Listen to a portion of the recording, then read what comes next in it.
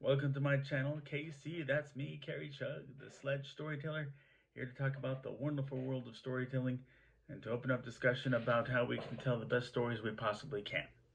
So let's go on. Yes, I do have a teleprompter. But last week I gave you my insight on doing research in writing history.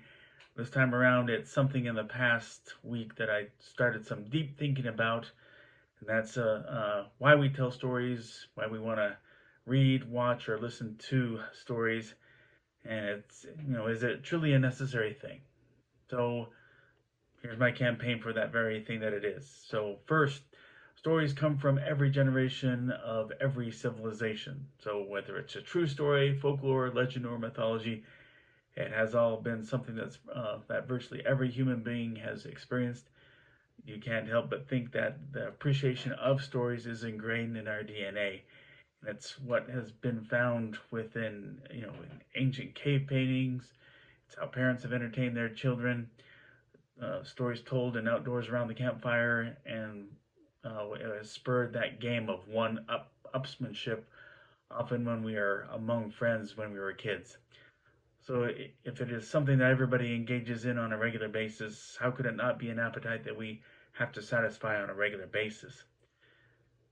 So another reason, stories help us look inside ourselves. So it's not going to happen to us with every story, but every one of us has heard multiple stories that connect with us in such a manner that we are inspired to improve ourselves, or that might bring shame upon us over where we have fallen short in some fashion.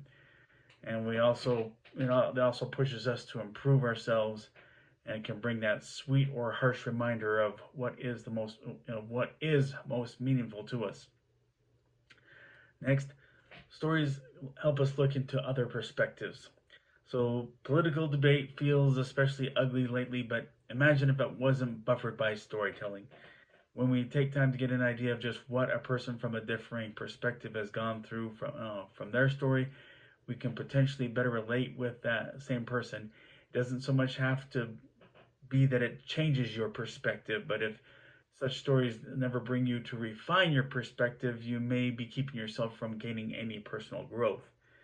And you take that same opportunity to tell your stories to others, then they may as well refine their outlook on things.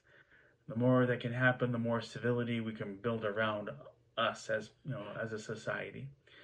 Next, stories make knowledge and morals timeless.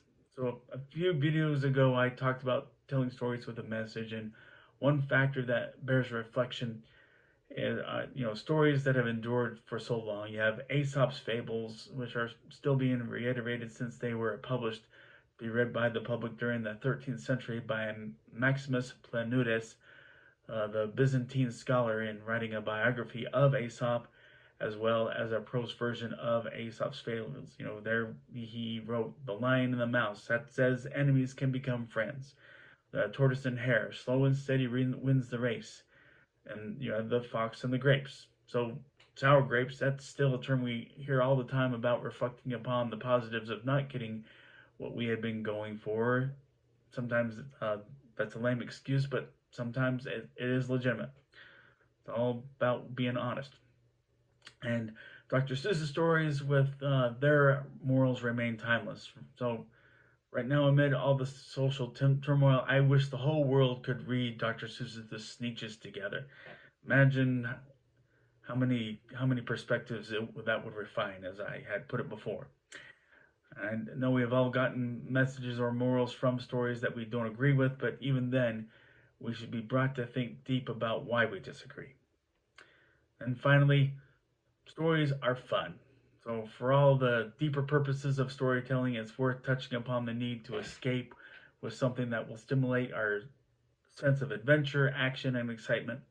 So, watch good overcome evil, enjoy the hero's big knockout punch, whether real or proverbial, especially one that a brilliant storyteller makes come out of nowhere.